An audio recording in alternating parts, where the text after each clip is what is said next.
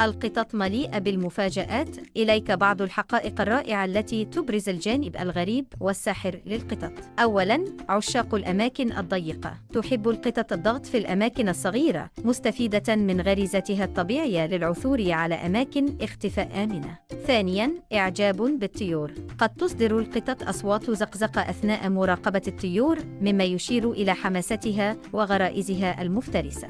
ثالثاً، غرائز تقديم الهدايا. قد تجلب القطط الهدايا مثل الألعاب أو حتى فريسة لأصحابها كإظهار للمودة والمشاركة. وأخيراً، هوس الصندوق. القطط لديها حب لا يمكن تفسيره للصناديق، مما يوفر شعوراً بالأمان ومكاناً مثالياً للتخطيط الاستراتيجي.